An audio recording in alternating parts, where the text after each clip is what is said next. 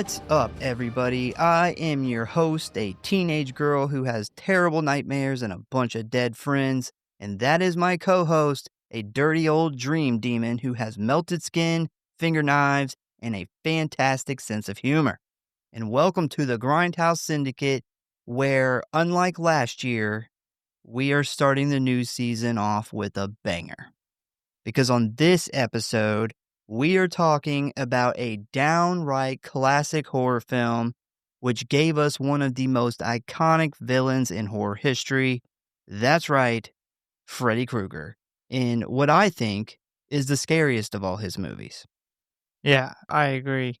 Definitely the OG Nightmare on Elm Street, the darkest by far Definitely. of all of them. The scariest. This is my personal favorite. I know you're a Dream Warriors guy. Love Dream Warriors, yes. But this is my personal favorite. I do love what the character Freddy evolved into, where we get to, see him more, and he has his one-liners and, awesome, hilarious kills. But this version of Freddy, which I think could only exist in the first one, you couldn't go backwards with this. The darker, more menacing. We get glimpses of him, but you don't really get to see him until the end. And even then, you get like the close-ups on his face, but it's really dark. Like the cinematography work was really dark. And I think this movie came out in a time where we had all these big-time slashers that had already come out. And slasher movies at this time were like big unstoppable guy in a mask killing people. And this really changed the landscape of slashers and horror, and this villain that could kill you inside your own head. They literally, he wasn't this tall, menacing figure in a mask. He's this smaller guy, not wearing a mask. He's just very disfigured, but he knows, your deepest, darkest secrets, your biggest fears. He literally knows everything and kills you from inside your own head. And that I find more horrifying than any of the other slashers. Well, you also can't run from him because you have to sleep. Like, that's the biggest thing is like, you can get away. If you could get out of Crystal Lake, you can get away from Jason. Or if you just don't ever go to Haddonfield, you can get away from Michael Myers. But you can't escape Freddy. Like there's just no getting around sleep in your dreams. Like you're just fucked. And that's what makes him such a scary, lethal killer, is he will get you eventually. Yeah, and you can't hurt him inside of the dreams, which is where you really encounter him the most. He has full control over the landscape of your dreams. So it's extremely, I think the scariest movies are the movies that everybody can relate to. Yeah. And nightmares are something that almost everybody can relate to. Yeah. Almost everybody's had some type of nightmare. Whenever you look at, and I've said this before, the Friday the 13th, I love them. It's my favorite franchise, but it's not particularly scary because I don't fear going in the woods and having this unstoppable killer in a hockey mask come after me and try to kill me. They're really fun movies. They're not as scary, but Nightmare on Elm Street is something that everybody can relate to as nightmares. Everybody's had them. And this, out of all the slasher franchises, is one that actually did scare me as a kid. Like, that did, I remember watching this very, very young. I couldn't even tell you the first time I watched this. I was you and Ashley renting them, and I was probably, 3 years old. 4 years old, but I specifically remember taking baths and remembering as a kid the bath scene, and that's just sticking with me. As I'm sure a lot of kids. Yeah. That was probably a thing with a lot of kids, yeah. Yeah, I have deep history with this movie. I can confidently say this is the movie that got me into horror, which is because our older cousin was absolutely obsessed with Freddy in this movie in particular. She made us watch it an unbelievable amount of times. But after I got over like nightmares and realized like Freddy wasn't real, because I'm probably like 7 years old at this time. Once I got over that, and realized it was just a movie, it was like head first into horror. But yeah, I think back at this very well could be the first horror film I've ever seen. But yeah, I also think it's really similar to the first Child's Play in some ways, like how the first one's more the scarier versions of the characters, and then we kind of start to see more and more comedy take the place of the scary in the sequels. Yeah. So this first one stands out just like that first Child's Play stands out. And another good comparison with those two movies is we talked about how little Chucky is in the first one. The first half of the movie, first 60%, you're still questioning if, this doll is really doing this or is this Andy? Yeah. And then, yeah, but we get him at the end, and it's very similar here. Freddy is actually not in this movie nowhere near as much as I remember him being. But yeah, and you get towards the end where you really see in that final showdown, you see Freddy's face, and it's weird thinking back as famous and as big as Freddy's face got, that people who went and seen this movie for the first time, it was kind of a monster reveal. Like, Yeah. you get this buildup, he's in the dark shadows for most of the movie, and then you finally see him and how horrifying his face is, and that's why I said the darker version of this could only exist in the first movie in the franchise. It could have continued, but it didn't. We know what it ended up evolving into, and I love that aspect of Freddy Krueger, what it evolved into. But I like the darker, scarier version better. It is my favorite version. Like, you look at part 2, and we literally have Freddy out at a pool party, like, which was completely, everybody who's big into the franchise knows a lot of people hate that movie because of the rules that they broke in that movie. But Freddy is a big, like, we see him. We see him in all his glory.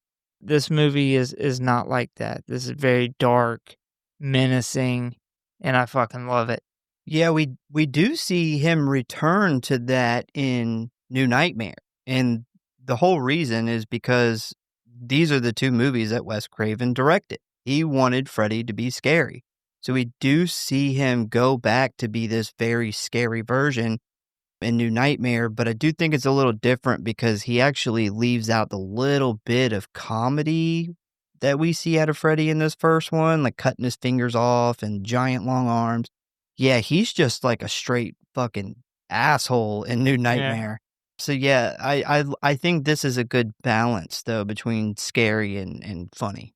Yeah, we've seen the early signs of what Freddy would end up being and in small portions in this. Him cutting his fingers off was a good example of that. Some of the comments he makes, the tongue in the phone saying, Mhm. you're my girlfriend now.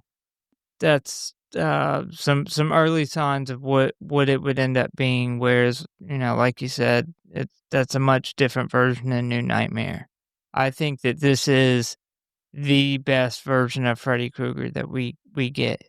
Now, those later movies have some fun, awesome kills. There's in showing Freddy more, we get these unbelievable, like, practical effects and the faces and the body, and we get all these awesome things that the franchise brought us that we wouldn't have necessarily got had it stuck with the Freddy in the Shadows that this first one was. But on a scary level, by far, best version. Well, with that being said, Are you ready to dive into A Nightmare on Elm Street? Bro, I've been ready to dive into this movie for a very, very long time. Well, let's do it. Hello, boys and ghouls. If you want to stay up to date on what's going on with the show, talk about or submit your movie requests, or just say die, then I got good news for you. You can always find us at one of our social media accounts or our official website at Grindhouse.Horror.Pod.com, Facecrook at the Grindhouse Syndicate Horror Podcast, Instascam at grindhousesyndicate.horror.pod, and many gore, which you can always find links for in the show notes as always. And you know what I always say, the morgue, the merrier. So please subscribe or follow for alerts on new episodes. Now, back to the show, kiddies. Frights, camera, action.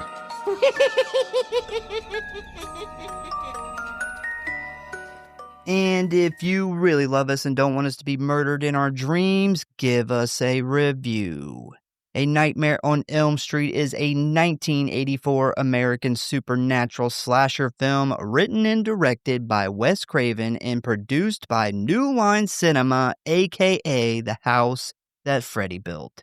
It is the first installment in the Nightmare on Elm Street franchise and stars Heather Langenkamp, John Saxon, Johnny Depp, and of course, Robert Englund as Freddy motherfucking Krueger. So this movie's plot consists of a group of teenagers who are targeted by Krueger, an undead child killer who murders teenagers through their dreams, as retribution against their parents who burned him alive. It was produced by Bob Shea, who was the founder of this little indie production company called New Line Cinema, which honestly, I plan on doing an episode covering the history of New Line Cinema here in the near future. Very interesting. Yeah, New Line has, there was so many good horror movies that just, I remember being a kid and seeing that New Line intro. The logo, yeah, the black and blue. Yeah, and it's crazy to think that this movie is essentially what put them on the map. Yes, it is. So it had a budget of $1.1 million and a box office of $57.1 million, which I checked would be like making $177 million today. Yeah. Wow. Yeah. Yeah, big deal.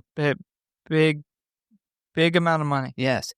All right, so the inspiration for this movie has some deep ties to Wes Craven's childhood. First, we have the Hmong refugees. I probably said that wrong, but the Hmong refugees who, in the 1970s, fled to the United States in hope of escaping war and genocide from their home country. They were plagued by such terrifying nightmares that they refused to sleep. When some of the men finally did fall asleep, they, for reasons unknown, just up and died. Medical authorities called the phenomenon Asian death syndrome, and Craven stated, quote, "It was a series of articles in the LA Times, 3 small articles about men from Southeast Asia who were from immigrant families and had died in the middle of nightmares." The film's villain, Freddy Krueger, is also drawn from Craven's early life, as one night when he was a kid, he spotted a man outside on the sidewalk in front of his home, and as Craven looked at him through his window, the man suddenly looked up, immediately spotting young Craven, which apparently scared the shit out of him. This old man would eventually be the physical inspiration for Freddy. Craven stated, quote, "In a sense, Freddy stands for the worst of parenthood and adulthood. The dirty old man, the nasty father, and the adult who wants children to die rather than help them prosper. He is the boogeyman and the worst fear of children, the adult that's out to get them. He's a very primal figure, sort of like Kronos devouring his children, that evil, twisted, perverted father figure that wants to destroy and is able to get them at their most vulnerable moment, which is when they're asleep." And last but not least, one of Craven's childhood bullies was named Fred Krueger. So Yeah. that is where our villain comes from. Well, we also get Krug which is or Kruger, which is a longer version name of Krug from Last House on the Left, Yep. who is the absolute fucking bastard in that movie, that movie essentially is what got Wes Craven into doing movies. Him and Sean Cunningham, who, speaking of Sean Cunningham, I had no idea that he actually worked on shooting some of the, forgot what they call it, but it was like essentially the B-roll. B-roll, the shots that they didn't get to that day that they were behind on.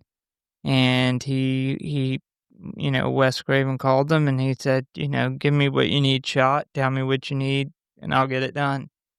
So once he had a character in mind, he began thinking about the details and, most importantly, his look. Considering most slasher villains wore masks at the time, Craven decided he wanted to be different and have his killer's mask be his very own burnt skin. That way he could still talk and taunt his victims. When it came to the weapon, he continued to think outside the box as he figured a knife was way too common and predictable. But what about a glove of knives, which is the idea he pitched to his special effects guy, Jim Doyle, who designed the iconic glove that we know and love today. Craven wrote the story in 1981 and began pitching it in 1982, with most studios turning it down. Fun fact, the first studio to show interest was Disney, although they wanted Craven to tone it down and make it suitable for children and preteens as a family-friendly PG-13 film. What? Yeah. How do you tone this down? Yeah, I'm glad that he didn't go with the money and get desperate and go with that. Terrible. Like, I don't even know how this could be a Disney movie in any way. Strip 90% of it out. Like, I feel write like a different movie. Disney would have to have like a separate name under the Disney Corporation that they would release this under, because I can't think of any Disney movies that are even close to horror PG-13. So after all the big studios passed, finally in 1983, a very small studio named New Line Cinema agreed to make the film, which would end up being their first major commercial success, hence why it's called The House That Freddy Built. So principal photography began on June 11th of 1984 in and around LA, which lasted for a total of 32 days. Filming took place at John Marshall High School, which is famous for films Pretty in Pink and Grease.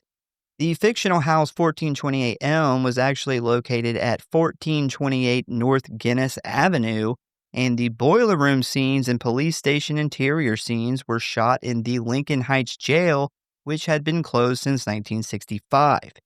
During production, over 500 gallons of fake blood were used for the special effects, and for the blood geyser scene, aka Glenn's death, the filmmakers used a revolving room set which was capable of spinning a full 365 degrees with the cameraman and Craven strapped into car seats, which of course did have some pretty major issues, but we will talk about that later.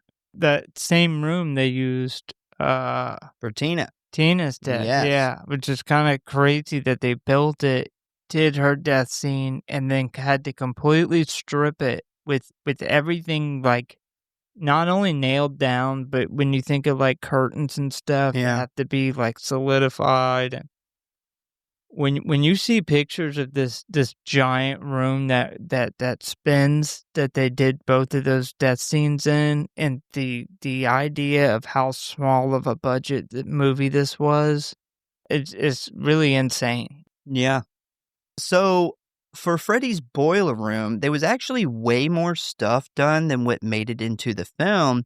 The crew constructed a whole sleeping area for Freddy, showing that he was a hobo, an outcast, and reject from society, living and sleeping where he worked and surrounding himself with naked Barbie dolls and other things as a showcase of his fantasies and perversions. I don't know why so many of us remember him being a school janitor, but I could have swore that's like for years, that's like what's his job. Maybe the Scream reference. I don't know. With the Maybe. janitor? Yeah, I don't know if it comes up later in a different nightmare. I don't know, man. I just know that I've seen other people mention this too, of like, wait a minute, he was a school janitor, but apparently not. He worked in this factory where he lived. I don't remember him being a school janitor. Yeah, I definitely But do. I don't really remember ever knowing or remembering a occupation that he did anyway. I do know that that's very interesting that they talked about, like, with the naked Barbies and stuff like that. I've seen Robert Englund asked about, him being a child molester, and that it was, heavily implied, and that was it in the original script. And there was some, like, big time case that happened around the time. It was a bunch of newspaper articles about some kids being stolen and molested. Yeah, Yeah. and that got big, and Mhm. essentially they didn't want anything to do with that. So, although it's heavily implied throughout the franchise with the way he acts towards these, like, teenage girls, they never specifically stated it because that was such a big deal. They didn't want any of that heat. Well, Wes Craven didn't want people to accuse him of trying to, like, cash in on this real life tragedy in his movie. Yeah. So, after a bit of a battle with the MPAA, like always, A Nightmare on Elm Street released with a limited theatrical run in the US on November 9th of 1984 and in the UK on August 30th of 1985. Now, here in the US, it only made it to 165 theaters, but brought in $1.2 million on that opening weekend, which of course led to way more theaters playing it, where it eventually grossed $57 million. The film was first introduced to the home video market in early 1985, where it was released on Laserdisc and VHS. The film wouldn't receive its first DVD release until 1999, where it was included in the Nightmare on Elm Street collection box set, which I actually have and still use. Apparently, it's a big collector's item now. There is also a 2006 Infinifilm version that was released with some new special features like extended or alternate scenes of the film. And on April 13, 2010, the film was released on Blu-ray by Warner Brothers, which you could get by itself or in a box set, which included all the special features from the 2006 release. On October 15th of 2024, which is the film's 40th anniversary, Warner Brothers then released it again, but this time on 4K and Ultra HD Blu-ray. And finally, last but not least, in October of 2025, which has not happened yet, the film will be included in a deluxe edition 4K scan steelbook box set, which will include tons of special features and even extended versions of some of the films. Which we both have pre-orders in for. This will be my third time owning all these films because I have the second iteration of the DVD box set. I have the Blu-ray box set now because they put the motherfuckers on steelbooks and put them all in a steel box. Now I will own them for a third time. So between me and you, we have almost all of the box sets other than the old VHS box set, which is worth a lot of money. I had some of the VHS. I think I had 2 or 3 of them, but I never did have the whole set. Yeah, the actual box set that the side of the cases like made a picture. I've seen those selling online. They're like thousands of dollars. Yeah. Like people who have those like brand new or in good condition, it is thousands of dollars. I actually forgot. I have this movie behind you on VHS up there on the shelf. Yeah, we have many versions of this movie floating through the house and more on the way. All right, so ratings. Rotten Tom, 94%. IMDb, a 7.4 out of 10. Letterboxd, a 3.7 out of 5. Does Letterboxd ever like anything? No. The Google average audience rating is a 4.3 out of 5. If you would like to watch this movie, you can currently find it for rent on Amazon, YouTube, Fandango, Google Play, and Apple TV for $3.99. Are you ready to dive into the plot? of A Nightmare on Elm Street. Let's do it. So we start out with probably one of the coolest intros ever as we see a dirty man who works in a boiler room dump out a bag of tools and begin building something, which ends up being one of the most legendary horror villain weapons ever. So this actually isn't Robert Englund here. This scene is played by special effects guy Charles, I'm going to mess his name up, Berardinelli. I can't say close his name. enough. Yeah, close enough. Sounds good to me. Yeah, because he was the only one who knew exactly how to put the glove together. So he did this scene. So once the glove is built, we then get the iconic title card as we suddenly see the razor blades on the glove slash through some fabric. And then we meet our first main character, Tina Gray, who is currently in a nightmare. And in this nightmare, she is stuck in the huge, like never-ending boiler room slash factory, and obviously she's running from somebody. And this somebody is our iconic villain, Fred Krueger, who we catch a couple of glimpses of here, where all we can really see is like his dark pants, and he's got this long striped sweater, old dusty hat, and of course, his trademark murder glove, which he uses to scratch metal pipes and railings to strike fear in his victims, and most certainly also annoy the shit out of them. Yeah. I hate that sound. So Tina then hides until Freddy goes away, and right as she thinks the coast is clear, she begins walking back out onto the walkway when suddenly Freddy jumps up behind her and grabs her, which immediately causes her to wake up in her bed soaked in sweat. Her mom then bursts into the door and asks if she's okay, to which she then points out that Tina has some cuts in her nightgown. One thing I've always loved about these movies, I think we talked about it in the Dream Warriors episode, is how the parents are always like standing right by the door when their kid like has the nightmare. Yeah. They're just automatically like, boom, are you okay? And it's like, how did you even hear that? Yeah. Maybe her mom is an alcoholic too. Maybe. I love the close-up, like almost fisheye shot of Tina's face here. It's an iconic shot of this movie that gets overshadowed by the other really awesome shots in this movie. Yeah, lots of iconic shots in this movie. But it is like, this is where the movie takes off. Yeah. You know, this is, everything before this is kind of title card. I will agree with you. One of the coolest like intros, like right off the rip, we get this, you get the feel of this movie, the creepiness, and that fucking, that score and theme Score's that amazing. becomes synonymous with this franchise. Yeah, this rewatch kind of fucked me up because, like, you'll know, my alarm is this. Yeah. Yeah, I hear this every morning. So, yeah, it's kind of weird. Yeah, I hear it on the weekends playing through the wall. So, Tina gets attacked in her dream, and we see that when she wakes up, she has the same cuts in her clothes, which is very important to this story. So the next day, we see Tina arrive at school with her best friend, Nancy Thompson, and Nancy's boyfriend, Glenn.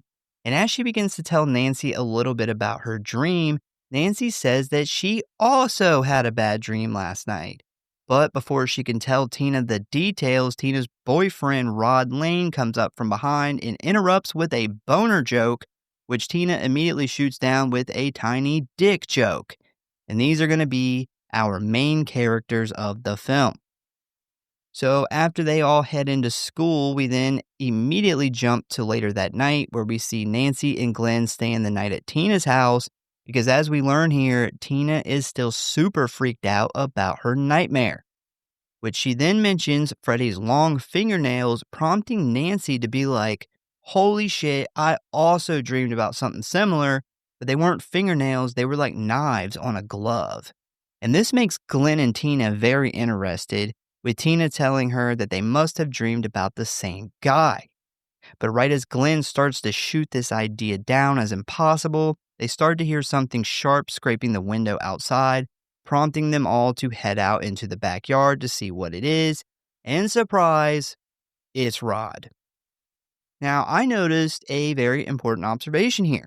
When Rob reveals that it's just him fucking around trying to scare them, he holds up like some kind of gardening tool that he used to like scrape along something metal out there, which tells us that he must also be having the dreams of Freddy. Yeah.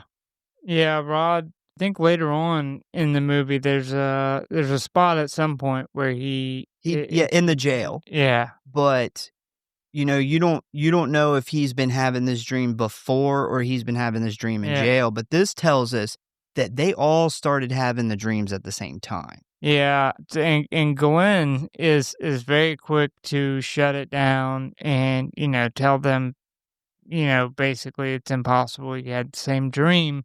But when they mention knives on the fingers, they do show his face, and you can tell, like, it's very obvious that he had the same dream or a similar dream. Yeah, so all four of them began having the dream on the same night. Yeah, I agree.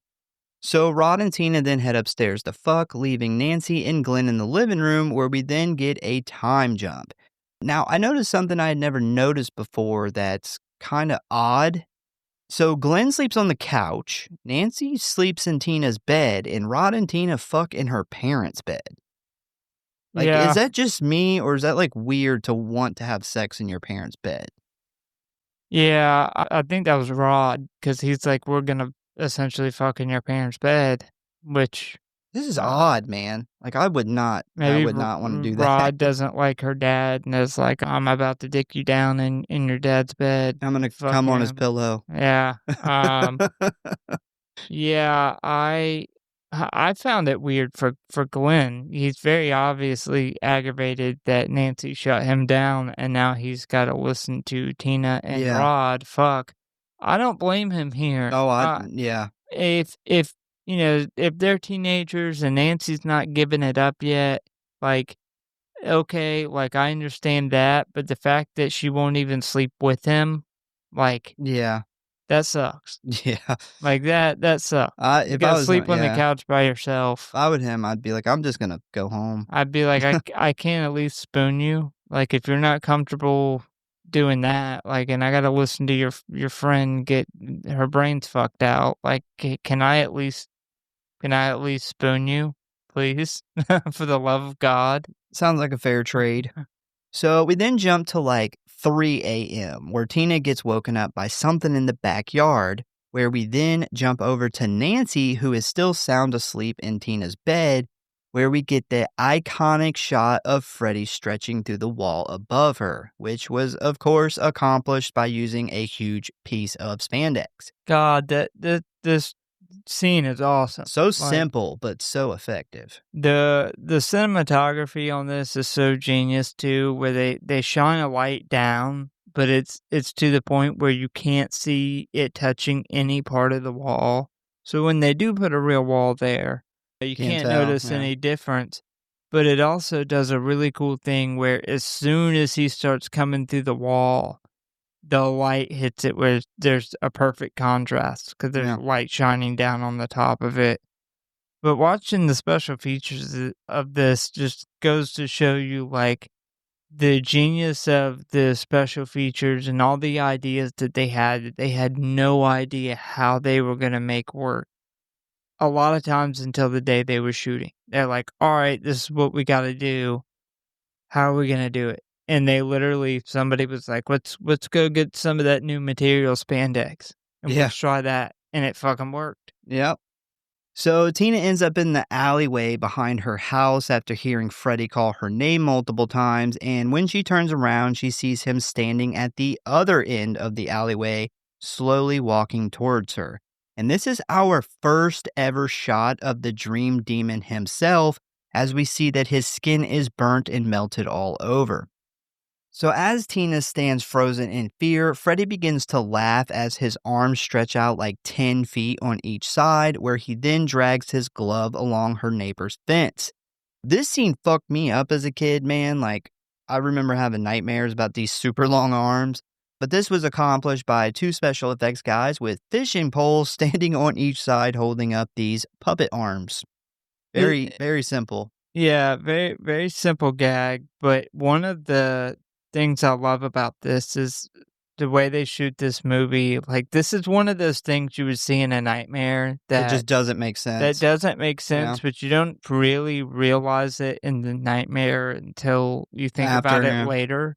Also, with the sets and the places and where they end up, how they'll walk through one door and they'll end up in an alleyway somewhere. Yeah.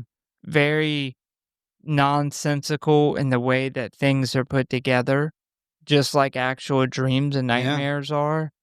And I love most movies up until this point, it was very obvious when somebody was in a dream or a nightmare, but there is no obvious changeover, which is the genius part of this whole movie. That's the magic, yeah. Yeah, you don't know when you're in a dream and when you switched over to a nightmare when you're in real life, and that's so great, because in real life, you don't, like, you wake up from these nightmares and they're so real to you.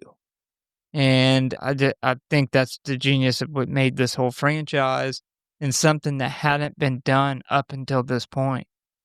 So Tina sees this and says, "Fuck no, I'm out," as she then turns and runs back towards her house. And while this whole thing is going on, we see that Freddy doesn't abide by the laws of physics like the rest of us, as he can kind of appear and reappear wherever he wants. And this is obviously because it is a dream world and he has like some kind of power here. So once Tina gets to her backyard, she then turns to see if Freddy is still behind her. And at first, she's like, thank God this dude isn't chasing me anymore. When he suddenly leans out from behind this skinny ass tree and cuts his own fingers off while laughing.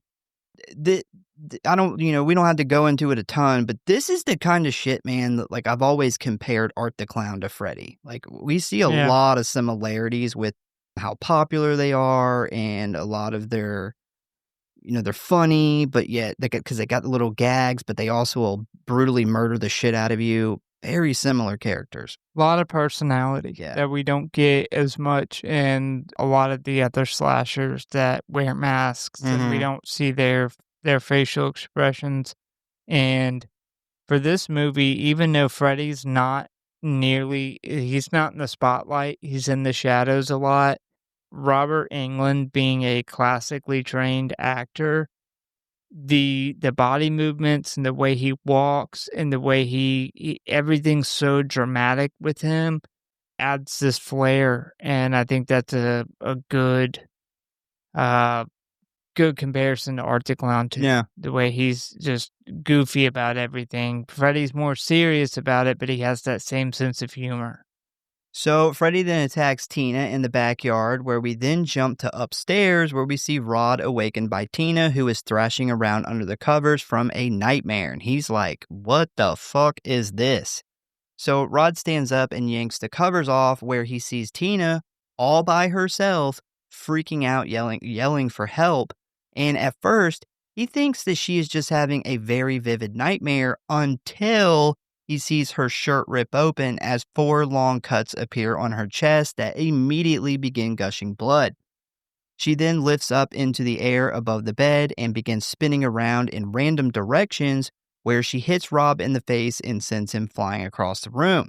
When Rod comes to, he looks over and sees a bloody, still alive Tina sliding up the wall and onto the ceiling, totally defying gravity. While this is all going on, Nancy and Glenn hear the commotion and come running to help, but unfortunately find the door is locked. Tina then suddenly dies from blood loss, where she immediately falls onto the bed, and when Glenn finally gets the door open, they find a blood-covered Tina on the floor and Rob nowhere to be found. I called him Rob. His name is Rod, isn't it? Yeah, you did that. You did that once. He's gonna. He might be. He's Rod. He might be one or the other. I love, like, right as this scene's taking place and her and Freddy struggle, when she rips Freddy's face off. Yeah, and just like laughs at her. That fucking face underneath. Like, it's worse. When you think Freddy's face is so fucking scary and you rip it off and it's even worse. Like, it's like an actual, like, degloved fucking face. Yeah. God, it's horrifying. Like, when you see the still shots, like a freeze frame still shot of when they did that gag, like, it is so fucking creepy. Just put it back on. Yeah. Yeah, smack that motherfucker back in the face. Put it back on. So after Tina's death, we then jump to the police station where we meet Nancy's dad, Lieutenant Donald Thompson, who is in charge of this murder case. And needless to say, he is pissed that Nancy was there. So a little bit of context here. Nancy's parents, Lieutenant Thompson and Marge, are divorced. Nancy obviously lives with her mother, and her mom and dad don't seem like they get along all that well. So, of course, the police are immediately like, Rod is this piece of shit teenager who's gotten in trouble for like drinking and stuff, and he wears a leather jacket, which means he obviously killed his girlfriend. But Nancy comes to his defense and tries to explain to her dad that Tina was having these dreams about this burnt guy trying to kill her, which is why they were all there in the first place. And I would be pretty upset as a dad too if my teenage daughter was staying at this girl's house with 2 other guys, and this girl's crazy boyfriend, for all they know, murdered her friend. Yeah, I mean it. I would look at the mom too and be like, why the fuck was she at? Like, why did you not know where she was at? Like, how did this fucking happen? And I will say too, I mean, even if I was like Nancy and Glenn, like I would 100% think Rod. Yeah. Based off of what I heard and what I seen, I'd be like, yeah, Rod definitely killed Tina. Yeah. Yeah, even Nancy, I'm surprised to hear her come to his defense, because I would also think like because he's got this certain attitude where they kind of, they're acquaintances with him, but seem to only like tolerate being around him because Tina likes him. Yeah. Like, he's kind of that like annoying bullyish kind of guy. And yeah, I would think, knowing his personality and what I heard and the whole like him having the fucking switchblade and stuff, 100% I would think that he killed her. So the next morning, we see Nancy head downstairs where she catches her mom watching a news report about the murder, which I just want to point out, they said Tina was 15. Yeah. Okay. Yeah, sure. I do that in a lot of movies. Yeah. So despite her mom trying to talk her out of it, we see Nancy head off to school. And this is where we find out that Nancy has not slept since the murder. But as she is walking down the sidewalk, Rod comes out of nowhere, grabs her from behind, and pulls her into this wooded area where we see him still wearing the clothes from the night before. And this is where he tells Nancy that he definitely didn't kill Tina and that somebody else was in the room. But before he gets a chance to explain any further, Lieutenant Thompson steps out from behind a bush, pointing his gun. Rob then takes off running, with Nancy stepping in front of her dad's gun, but he doesn't get far as a group of cops quickly apprehend him in the street. So obviously, Lieutenant Thompson knew that Rob was going to try to reach out to his daughter and used her to find him. Yeah, Rod's also a dumbass. And he still has Alice's blood on him, and he still has the switchblade.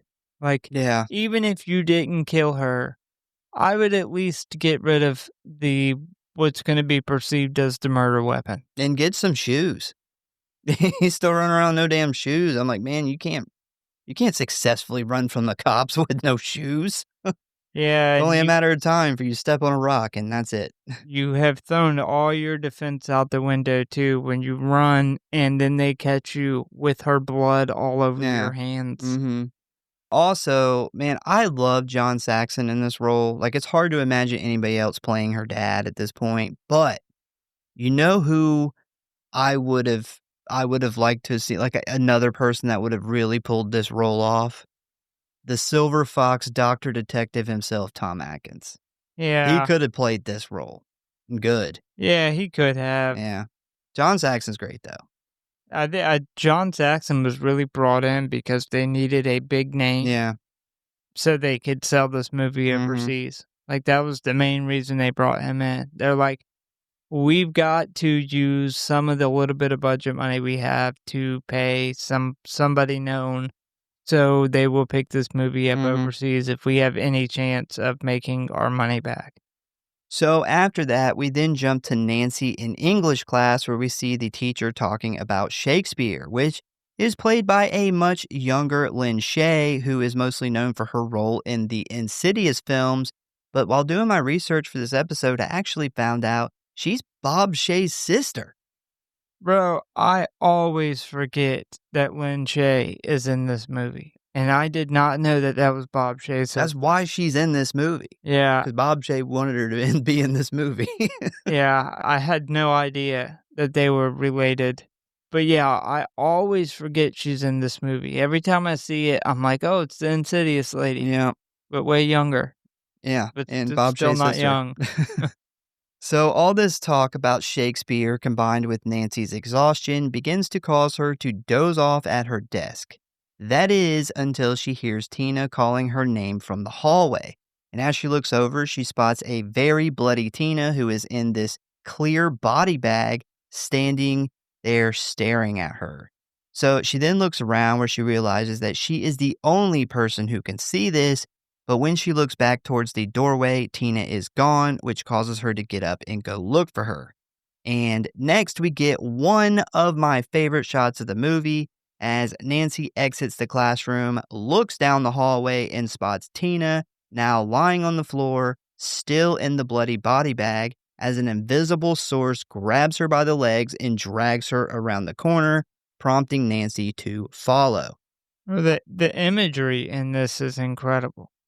Yeah, I don't know like exactly what it is. Like maybe this is where it all started, but like I've talked about it before on the show, but how like plastic bags and murder just creep me out, man. Like I don't know. I don't know what it is, but like her in this plastic bloody bag just, being drug around is so fucking creepy to me. It is. I absolutely love the imagery of her bloody body being fucking drug around in this clear body bag.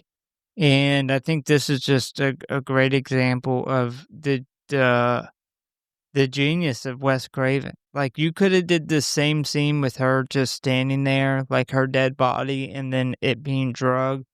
But there's something that adds a different level when you put her in this bloody body bag. Like, Yeah, it's just it's creepy, just man. so much creepier. Yeah. So Nancy sees body bag Tina go around the corner and she immediately begins chasing after her. But right as she turns the corner, she slams into this other girl who falls on the ground and looks up at her angrily and asks where her hall pass is. Where Nancy then delivers the iconic line, "Screw your pass." And the interesting thing about this girl is she is obviously wearing Freddy's red and green sweater, giving us, the viewer, a little hint that this is another Freddy dream. Nancy then takes off running down the hallway when suddenly she hears a man's voice yell her name. And as she stops and turns around, we see the hall pass girl, now with blood running down her face, hold up Freddy's glove and say, "No running in the hallway." So this actress's name is Leslie Hoffman. And if you go to a lot of cons or you watch a lot of horror documentaries, you will know that this lady does this scene a lot. She does it for fans. She's probably paid off her whole entire car loan for what she's made doing this like one line a million times. But a really interesting thing about her is she is actually or was a stunt woman and stunt coordinator. Huh. Yeah. I guess they had to hire a stunt woman to fall down in Yeah. this scene. It's amazing the amount of money that somebody can make from such a small Yeah. scene in a movie that that just shows you the scope of how big this movie and franchise is. Yeah. I was thinking, when you told me Lynn Shay was Bob Shay's sister and that's why she was in it. Think of the amount of money that Lynn Shay has made between like the Insidious franchises and all the other movies she was in. Had she not been in this movie, it makes me wonder if she ever would have got into acting or being in movies. Yeah, I don't know. So Nancy ends up following this trail of blood down into the school's basement where it kind of turns into Freddy's boiler room. And right as Nancy stops and yells for Tina, Freddy steps out and smiles at her. So she immediately asks, like, who the fuck are you? But instead of introducing himself like a normal person, he instead lifts up his sweater, shows his sweaty man breast, and slices his own skin open, where we immediately see neon green slime and maggots pour out. The breakfast of champions. Yeah. Maggots were a great touch. Yeah. So Nancy immediately turns to run away, but finds that the entrance she came from is now just a solid concrete wall, which causes her to run in a different direction, where we then see that she is now in the same boiler room that Tina was in at the beginning. So she ends up running into a dead end where Freddy quickly traps her, and as he is coming towards her, taunting and threatening her with his murder glove, she starts to scream that this is all a dream. And in order to wake herself up, she puts her forearm against a hot pipe, which burns her enough to immediately wake her up, where she is still sitting at her desk in the classroom. So after this crazy shit, she's like, fuck school, like I'm going home. But as she starts down the sidewalk, she notices that the burn she got in her dream is still on her arm in the real world, just like Tina's nightgown in the beginning. So after realizing this, Nancy decides not to go home, but instead to go to the jail where she visits Rod. And Rod tells her once again that he didn't kill Tina and that somebody else was in the room with them, but he wasn't able to get a look at him. And Nancy's like, the room's not very big. Like, how the hell did you not get a look at him? And Rod says that he doesn't know. It was like 4 razors cut her at the same time. And this is where Nancy starts putting 2 to 2 together, considering the man she keeps dreaming of has a glove with 4 razors on it. And as Nancy is beginning to add this all up, Rod begins to tell her about his dream of the burnt man with the razor blade fingers. So after Nancy leaves the jail, we then jump to later that evening, where we see that she is soaking in a bubble bath. And it becomes obvious here that Nancy still hasn't slept as she slowly begins to fall asleep. And as she lays there with her eyes closed, we get a camera shot from between her legs, where suddenly the tips of Freddy's blades come poking out of the water, very similar to a shark's fin. After a couple seconds of holding still, we then see Freddy's whole hand slowly begin reaching up towards Nancy's face, but right before he gets her, her mother knocks on the door, waking her up. And the fucking famous bathtub scene, I love this scene. It's one of my favorites of the entire franchise.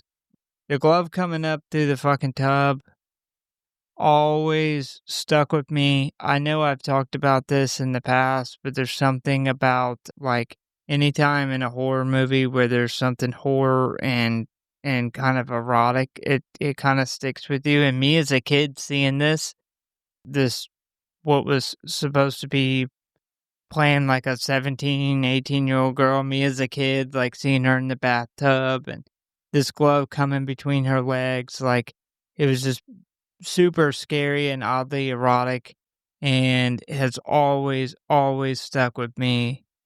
By far one of my favorite shots of the franchise. Always ruined my baths. I don't think I took many bubble baths after the scene. But yeah, super great, and watching the behind the scenes of how they did this was really awesome. Like, they literally had to cut a hole, like the second half of this tub out, seal it to another tub underneath, and one of the special effects guys had to literally get down in there and hold his breath, and he could hear commands coming through the tub. But that was the actual sharp knife version of the glove that they used for this scene. So it was very, very, like, close to her legs and other parts of her. So yeah, it was really cool seeing how they shot this.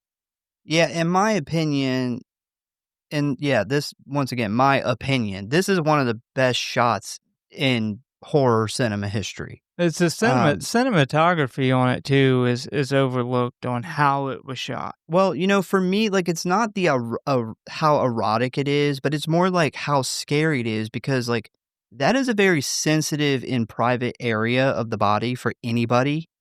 And to have a villain that close to you, that close to that part of your body, and you don't even know it, it's like it's very violating and it's very scary to think about.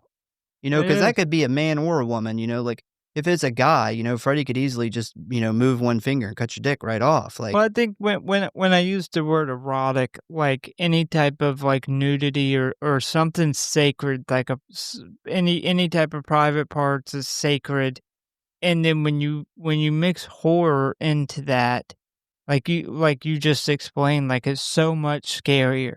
Well, Like that's such a personal, like you laying in the bathtub, like something coming between your legs, like you're already so vulnerable naked in a bathtub, but then your most vulnerable of vulnerable spots, the most sacred spots that you have, this knife wielding maniac like literally reaching up between your legs, and there's just something about that that just makes it so much more terrifying. And I've made the example in the Evil Dead, the tree scene.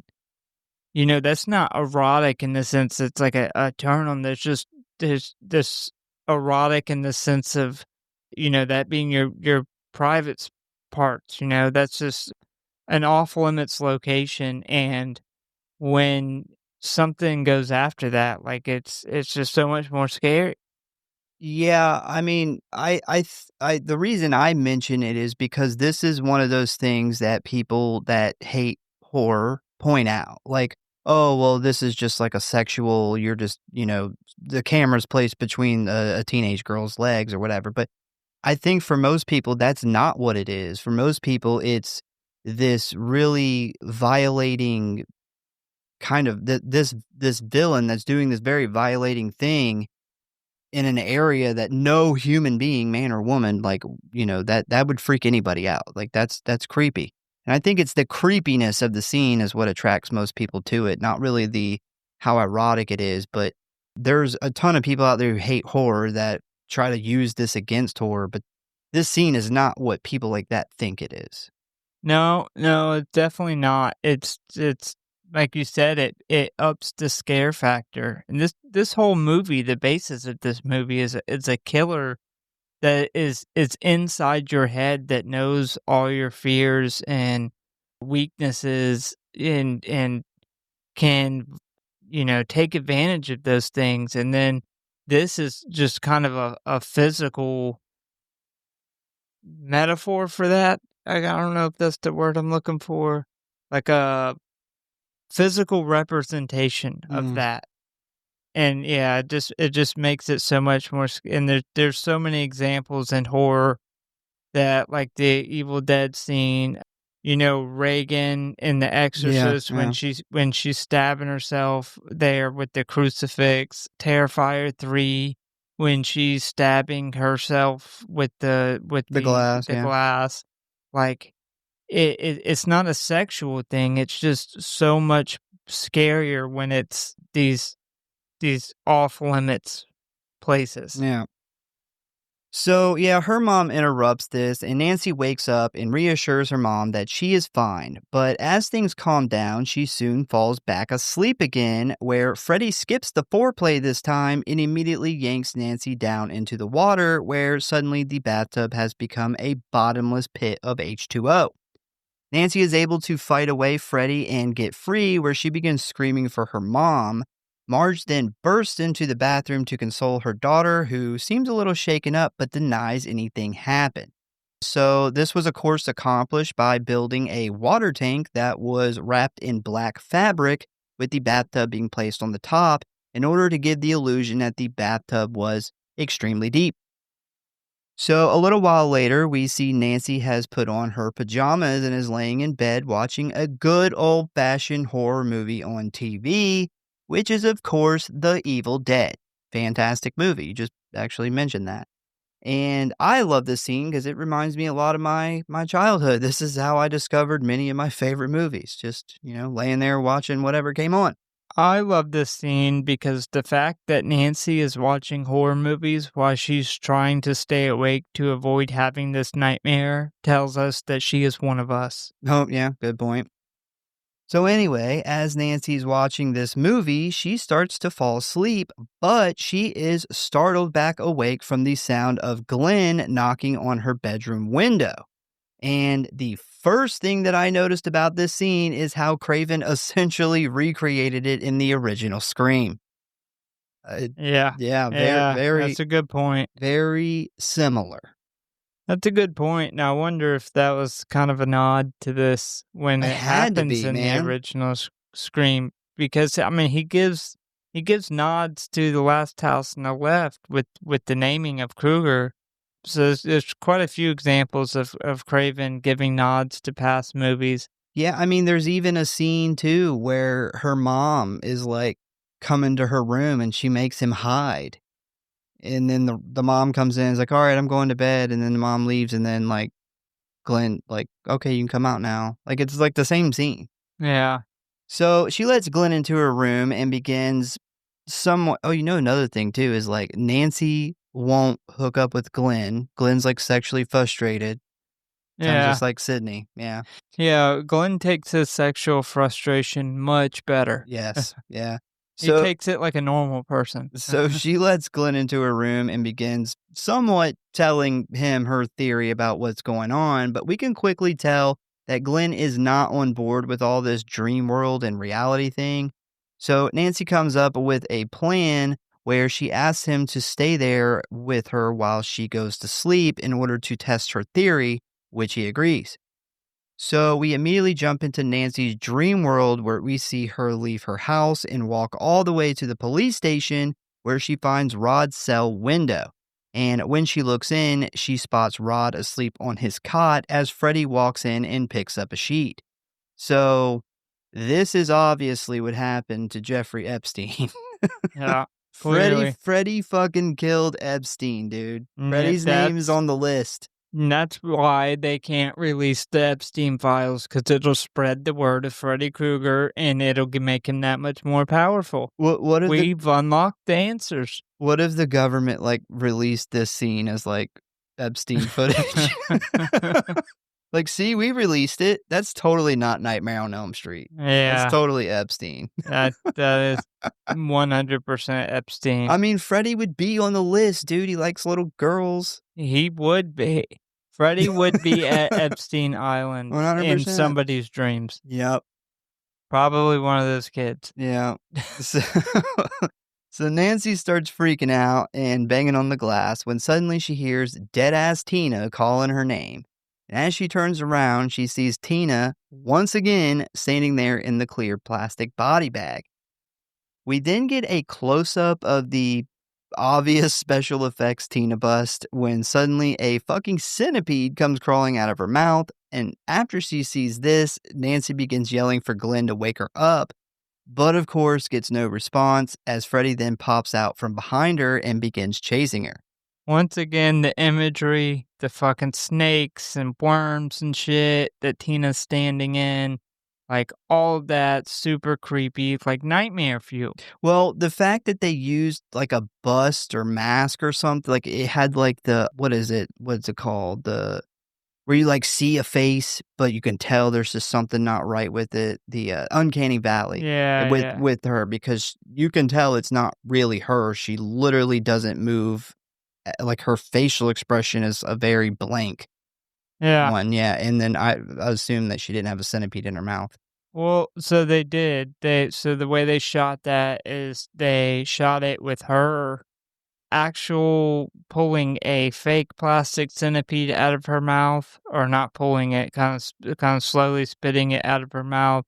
And then they did a bust of her with a real centipede, and they spliced them together. Yeah. So the very beginning of that is really her, and then as the centipede starts moving, that's where the splice happens. I actually seen her talking about that scene, and she very much in her interviews after this decided She didn't want to be in any more horror movies. Yeah, I bet. With the whole room, her Yeah, death yeah. scene, like, really fucked her up, and she had probably the coolest imagery scenes in the movie, though. Yeah.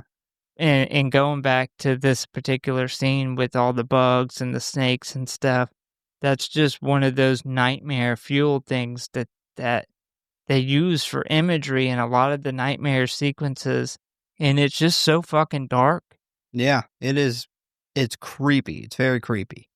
So Nancy is able to make it back to her house where she quickly locks the door behind her, but as she begins to run upstairs, she realizes that her feet are sinking into the steps like quicksand. Nightmare fuel. So there has been some debate on what exactly they used for this effect, with Langlenkamp claiming that it was pancake mix and Craven saying it was oatmeal and glue.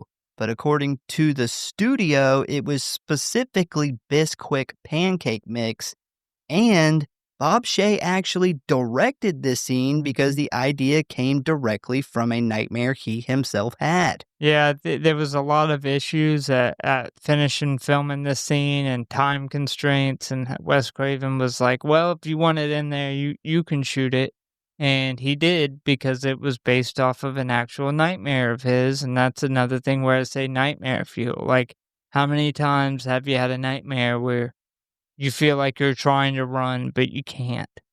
That's something that I have experienced, not at least on, like, steps, but I've experienced in nightmares of trying to move, and for some reason, I'm, like, moving in slow motion, and I can't get anywhere, and they just do such a good job. It's like they did a survey of, like, nightmares, and Wes Craven put all of these, like, different fucking common nightmare fuel things and creepy imagery in this movie. So Nancy finally makes it up to her bedroom where she spots Glenn sleeping as we see Freddy break into the front door. And when Nancy looks into the mirror and tries to wake herself up, Freddy comes bursting through the glass, tackling her onto the bed. They end up fighting all over the room for a bit, and right when Freddy goes to stab her with his glove, she is awakened suddenly by her alarm clock, where she immediately gets pissed at Glenn for falling asleep and almost getting her killed. So after this, she then sneaks out of her house, where her and Glenn run down to the police station and demand to see Rod immediately. And while Nancy argues with her father about it in the lobby, we see an invisible Freddy begin to wrap the sheet around a fast asleep Rod's neck. After Lieutenant Thompson finally agrees to take Nancy back, we see Rod pulled to the top of the cell by the sheet where his neck is snapped. Now, Thompson is able to cut him down pretty quickly, but unfortunately it is too late as Rod is officially pronounced dead. You mean Epstein? Epstein was killed by Freddy. We broke the news. You think Freddy and Epstein are just, like, dead together, smoking cigarettes, talking about their glory days? Maybe. I I don't know. to think even Freddy would kill Epstein. Yeah, he would. I definitely think he would. Like, he's like, the kids are mine. Yeah, I mean, he isn't friends with anybody. I mean, he even, like, went after Jason, and they were bros at one point. Well, he used Jason. He got mad at Jason for being too good at killing. He used Epstein for being too good. He used Epstein to bring in the kids. He's like, you're too good. Yep. Taking all these kids. Can't even kill them all. Just some too wore out. We then fast track to Rod's funeral, where Nancy tells her dad that the real killer is still out there. And Lieutenant Thompson responds by asking her who the real killer is, and she tells him that she doesn't know his name, but she knows that he is burned. He wears an old dirty hat, a red and green sweater, along with a murder glove. And the looks on her parents' faces tells us that they definitely know who this guy is. Nancy's mom then takes her to the University School of Medicine's sleep disorder department, where they plan on doing some tests on her. And right as they are hooking up all these sensors and stuff on her, she says, I don't understand. Why can't you just give me a pill that stops me from dreaming? And I said, well, Nancy, that hasn't been invented yet. But when it is, you will be the first Hypnocil patient before it's even deemed safe for human consumption, by the FDA. Yeah, fuck the FDA. You will skip everybody. Yep. So they hook Nancy up to this machine and they cut the light off for her to go to sleep while her mom and the doctor sit in another room and watch this monitor. After a while, the doctor announces that she is now dreaming normally when all of a sudden the numbers go off the charts as Nancy starts freaking out in bed from the nightmare. Marge and the doctor then run in and wake her up, where they quickly notice she now has a gray streak of hair and is holding Freddy's old dusty hat that she pulled out of her dream, which totally stumps her mother and the medical team. So the next day, we see Nancy fighting with her mom about the hat, which she points out has the man's name in it, and wants to know what Marge knows about Fred Krueger. Of course, she tries to gaslight Nancy by saying none of this is true and she just needs to get some sleep, but Nancy isn't having it and then makes some remarks about how Marge has all of a sudden started binge drinking vodka, which leads to Marge slapping the shit out of her daughter and telling her that it's impossible for Krueger to hurt her now because he is dead. A now very pissed off Nancy smashes the bottle of vodka on the floor and takes off out of the front door, where she eventually meets up with Glenn to blow off a little steam. And during this meeting, we see two really important things. One, Nancy has obtained a military booklet about booby traps, which she plans on using in order to trap Freddy. Two, Glenn tells her about something called dream skills, which is basically when you realize you are in a dream, instead of freaking out, you calm down and take control of it. She then asks Glenn about monsters in dreams, and he says that all you have to do is turn your back on it and take away all the power you gave it. So after that, Nancy heads home, where she finds that her mom has truly went off the deep end and had a company install bars on all of the windows of the house, making it impossible to get out except through the front and back door. She also had the lattice ripped down that Glenn would use to climb up to her window. So no more late night visits from Glenn. Yeah, if I was a teenager and I came home to this, I would be pissed. I would, yeah. even without the whole Freddy Krueger thing. But God, her mom's a bitch, man. Yeah. Like, so she pulls this hat out of nowhere, and it has Freddy Krueger's fucking name in it. Yeah. Her mom knows that this is a man that they murdered. And this hat should be burned up, too. Yeah, they burned this man alive to the point where she was so involved in it, she's the one that has the glove. And literally, now her daughter's having these nightmares, and all her daughter's friends are dying in like these like crazy ways. And you think it's a good idea to go put bars on the window? Like, essentially imprisoning her if something does happen? Well, here's another aspect, and this is the aspect that I immediately thought of, is like, you know, take the whole Freddy thing out of the equation. Like, I feel like having bars on all your windows, like, what if there's a fire? Well, yeah, that was going to be my next point. Which there ends up being a fire. But she burned a man alive in a barn while he couldn't get out. And now this same man is coming back in your kid's dream, and you have just now, like, if Freddy decided to set this house on fire, you would have no way out of it. Now, this is a terrible idea. Yeah. At least, man, leave the fucking second story with no bars. Yeah, the murder rate in your neighborhood has to hit a certain astronomical point before it's okay to literally bar up yourself inside of a very flammable, made out of wood structure. Her first night in there, she's like, now I know how Rod felt. So once Nancy sees this, Epstein, she knows how Epstein felt. So once Nancy sees this, she immediately runs into the house and confronts her totally wasted mom, who wants to show her something down in the basement.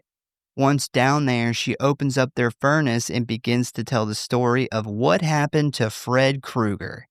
And basically what she says is, he was a child murderer who killed at least 20 kids in the neighborhood. He was eventually caught by police, but unfortunately somebody fucked up the investigation, causing Krueger to walk away scot-free. After he got out of jail, a bunch of the parents got together, found him at the boiler room, and set the place on fire, essentially killing him. Marge then pulls out something wrapped in an old dirty rag as she looks Nancy right in the eyes and says, "He can't hurt you now. Mommy killed him, and I even took his glove," which is when she opens up the rag, revealing Freddy's murder glove. And the sight of it almost makes Nancy sick to her stomach. Bro, I would be pissed if I was Nancy. Well, I got some info to drop on you. I would be like, you knew this whole fucking time about this guy I was talking about? And your response was, I'm crazy, I just need sleep? Yeah. So I found out something that I thought was very interesting. There is actually a longer version of this scene, or at least there was, where it is revealed that Nancy and Glenn both had older siblings that were murdered by Freddy. And when the building caught fire, Freddy ran outside covered in flames, prompting Marge to grab her husband's gun and shoot Freddy in the head, killing him, which is why she says, "Mommy killed him and I took his glove." Which would also explain why Nancy and her group of friends was the first that Freddy went after. Yeah, I think this explains a lot of different things, because this explains why Marge's marriage imploded. She's an alcoholic. Why she's taken this way harder than anybody else, especially her husband. And why she has just all of a sudden started like depression drinking, like guilt and shit. Yeah. I don't know why they took this out. Yeah, I like I said, I think it explains a lot about why Nancy was chosen as the one to go after too. Out of all the kids in this town, that would make a lot of sense. Well, it makes more sense too for the very end as well. Yeah. Because he ends up taking Marge out, like that. He's laser focused at that end to get to her mom. Uh-huh. Yeah. I don't know why they took it out, because this really answers a lot of.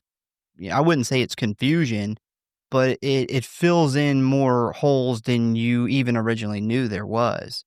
But yeah, this also makes sense of like why her and Lieutenant Thompson don't really get along either. He's probably pissed, like, you killed a man with my fucking police gun? Like, I'll go to jail for this shit, you know? Well, I mean, if he was there and, set a man on fire, he'd go to jail for that. Yeah, but there's not, like, evidence of one specific person to go after until she shot him. No, what if Nancy took the glove, wore the glove, went to sleep?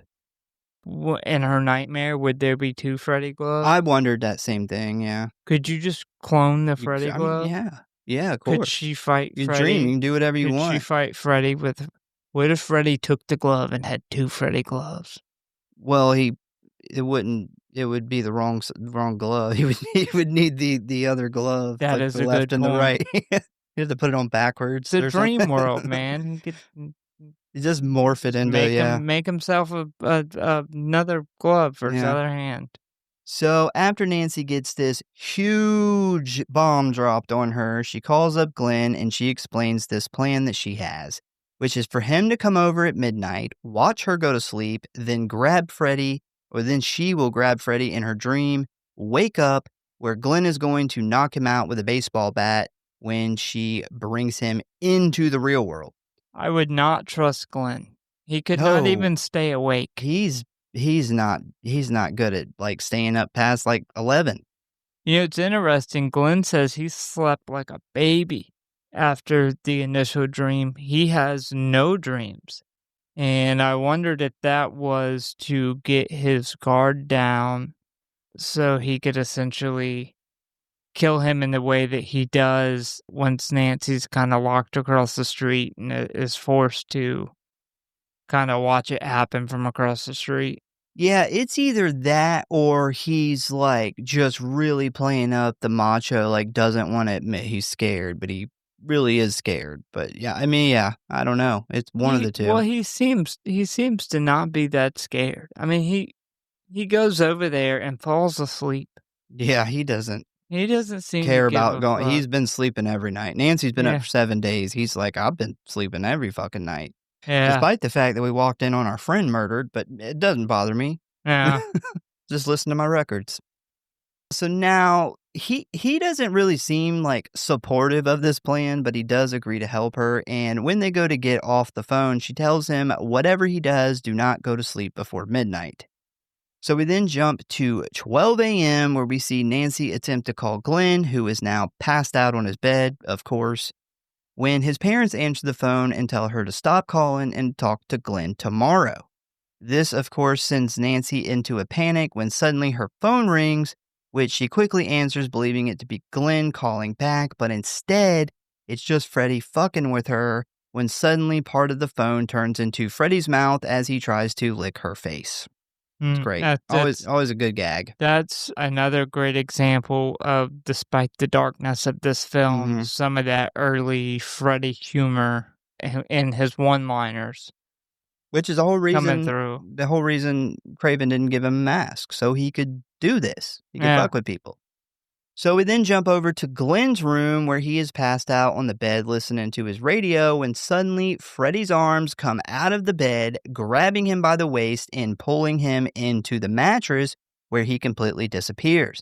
And after a few seconds of calm, we suddenly see this huge blood fountain launch out of the center of the bed, hitting the ceiling and sending the dark red liquid everywhere. This is obviously a very iconic kill scene. It's right up there with like the blood elevator in The Shining. 10 out of 10 in my opinion. I said it was an ode to The Shining, essentially, but the kill is incredible. The way they shot this is just fucking looks awesome. And then, like I said, I wonder if he didn't fuck with Glenn.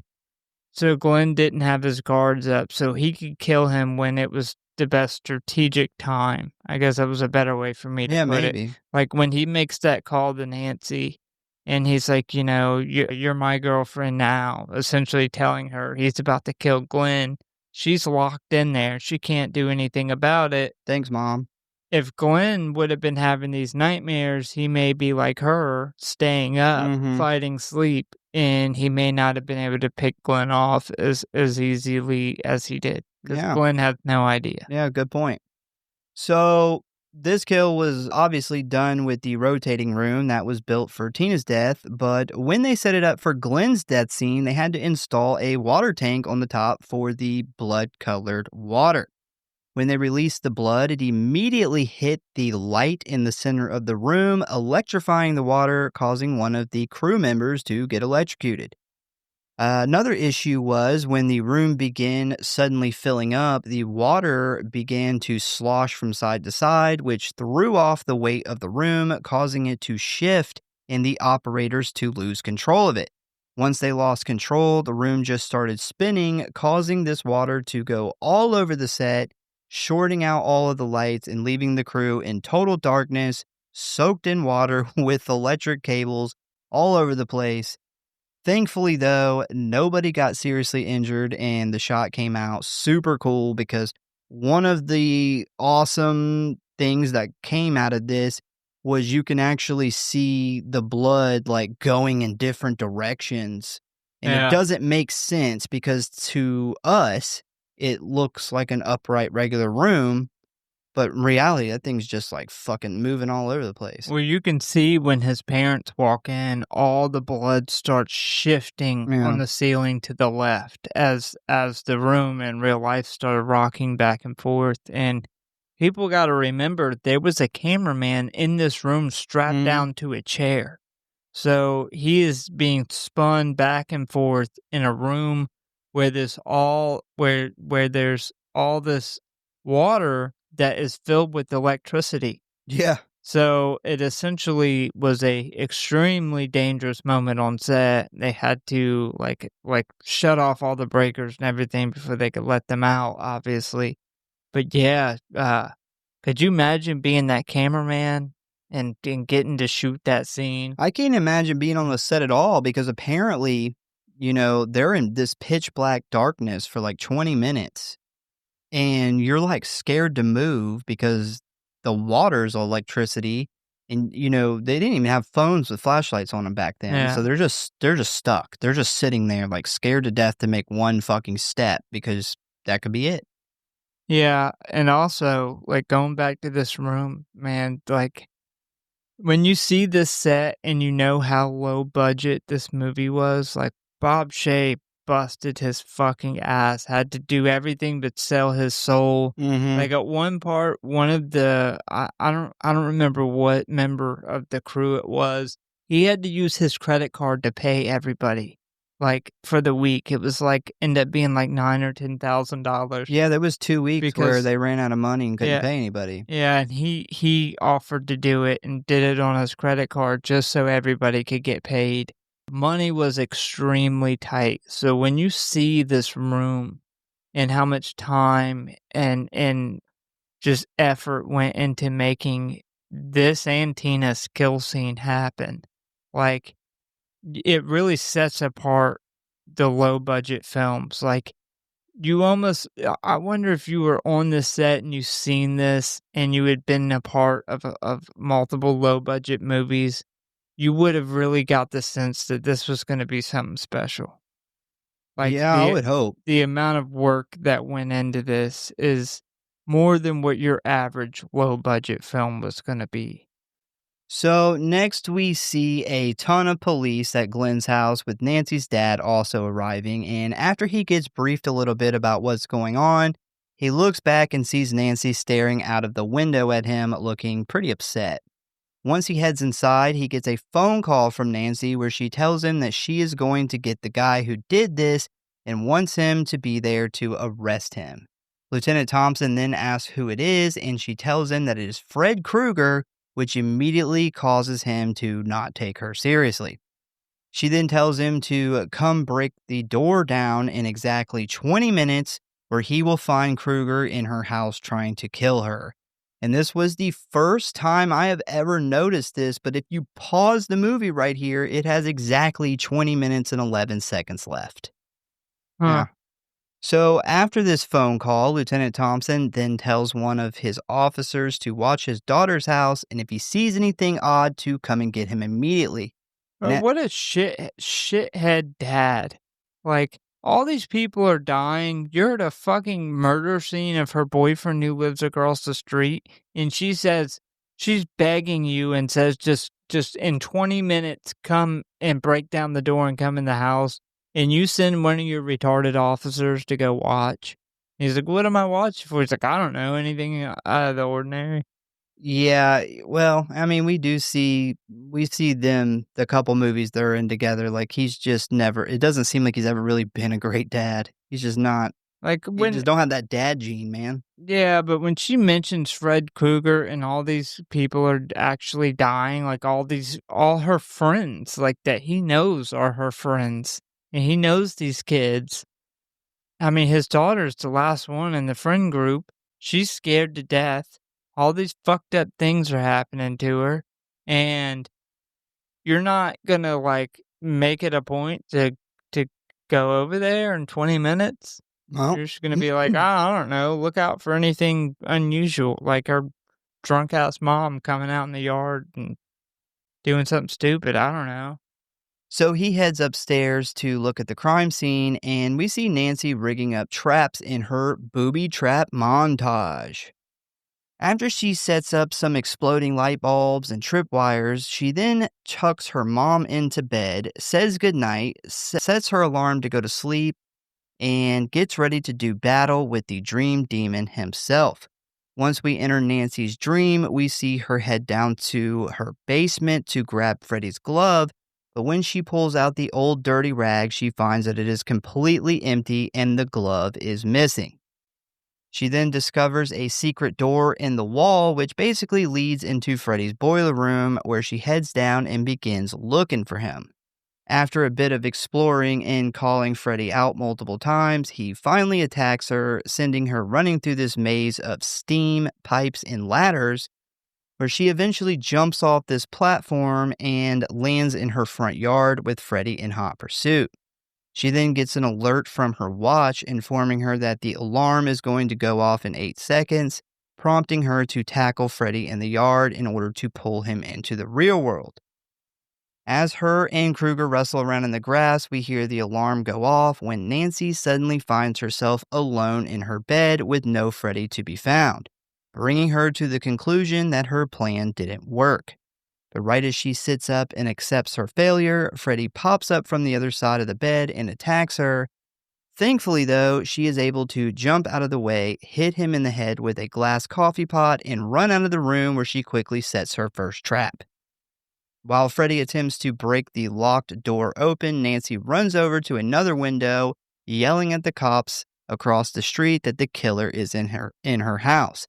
And this dipshit cop just looks at her sideways and he's like, "Just calm down. Everything is under control." With Nancy responding, "Get my dad, you asshole," which I always love. It's always a good scene, good line in this movie. By the way, he doesn't get her dad. He just stands there like a fucking loser. Yeah, that's why I said he puts this idiot cop on it. So Nancy then runs downstairs and yells for her dad out of the front window when suddenly Freddy finally gets the door open, only to have a sledgehammer swing down, hitting him right in the gut, which causes him to double over in pain, where he then falls over the railing and down the staircase. Freddy looks a lot like Ghostface here. Freddy is getting full-on Home Alone right now. Yeah. And I thought about it, and I was like, wait, this came out before Home Alone. And now I wonder if this was the toned-down version Disney wanted. Yeah, good point. Did Disney make Home Alone? Yeah. Is that where they got the idea from? Well, they cut out all the dream stuff. Do you remember that Freddy Krueger stuff? That ending we really liked that we wanted to get that movie for? So once he's downstairs, Nancy taunts him some more, leading him right into her next trap, which is a trip line hooked to a light bulb that is filled with gunpowder that explodes when he runs past it, sending him right back to the floor. While Freddy is down, Nancy uses this time to, once again, for the third time, bust out another window and yell to the police across the street. And this is finally when Deputy Dodo Brain says, "Maybe I should go get Lieutenant Thompson." And I was like, yeah, what was it? The big ass explosion that triggered that idea, or the teenage girl who kept screaming for help? Or busting out the windows in his house. Jeez, dude. So Freddy finally gets back up and goes after Nancy, where she then runs down to the basement and quickly sets up her next trap, which consists of her just throwing a very large glass jug of gasoline on Freddy and setting him on fire again with a match. And you guys know how much I love full body burns, and this is a good one. Yeah, according to the stunt guy at the time, this was the longest continuous burn scene there was. And that made me wonder, does every stuntman say that when he does a burn scene? Because Kane Hodder has also said that. Well, I do got some, I don't have the answer to that question, but I got some interesting stuff about this guy here in a minute. I think they did this whole burn scene in one shot, which is super impressive. They said that they were all watching him, and he runs up the stairs and falls back down, and then gets up and starts going up again, and they were like, oh my God, when's this guy gonna stop? Yeah. So after Freddy is set on fire, Nancy takes off back up the stairs with a now fully ablaze Krueger chasing behind her. But as soon as he makes it to the top, Nancy hits him with the door, which sends him rolling down the steps until he hits the cold, hard basement floor. As Nancy then locks him in and runs for help for the fourth time, we cut back to the basement where we see Freddy, who is still very much on fire, get back up and try the stairs one more time. So I want to talk real quick about the full body burn. This was performed by stuntman Tony Cesare, and he has worked on John Carpenter's The Thing, Wes Craven's New Nightmare, the 2003 Texas Chainsaw Massacre, the original Child's Play, and he was not only the stunt coordinator for the original Scream, but also played Ghostface. Yeah. Dude has been in a ton of shit, pretty much every Wes Craven movie. But yeah, this scene in particular was done in one take. It was shot with like a bunch of different cameras at different angles, which is like you said, very impressive. And he was only supposed to run up the steps and then lay down so they could put him out. But instead, he decided to go big or go home, and he added in that whole like fall down the stairs and then run back up part. And this actually caused him to win Stunt of the Year. Yeah, it was they said that they were all like just nervous as fuck waiting for this guy to go down and give them the cue. And then he finally goes down after doing this whole like back roll down the steps, which is a whole stunt in itself. While the guy's on fire, and then they put him out and he's like, "Was that good?" They're all like, That was awesome. "Yeah. Yeah, that was pretty fucking good." Yeah. I really like this scene. I always love full body burns, but typically they're quick, but this one lasts for a while.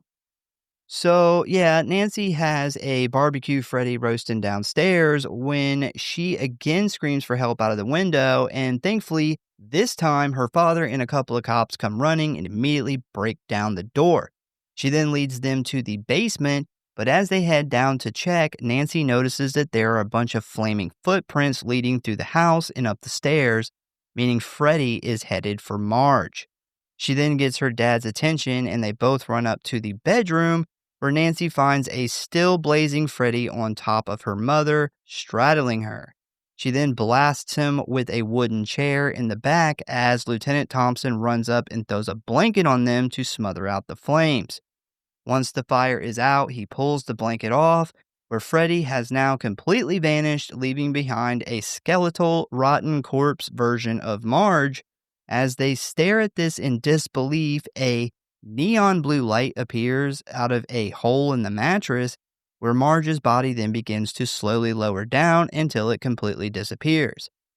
I love and hate how Rotten Corpse Marge waves as she is leaving. Like, it's so hilarious. stupid, but I like it. It is pretty corny. So it's hilarious. I hate it. I hate it, but I love fucking it. hate it. But it is funny. Yeah. Nancy's dad's probably like, "God damn it. How am I going to get the life insurance for this? Now I got to take care of my daughter. Nope. I have no proof that this drunk is bitch true. is dead. That is and her true. body's gone." So once Marge's body is gone, the bed turns back to normal, and they're pretty much like, what the fuck just happened? John Saxon makes the best face here.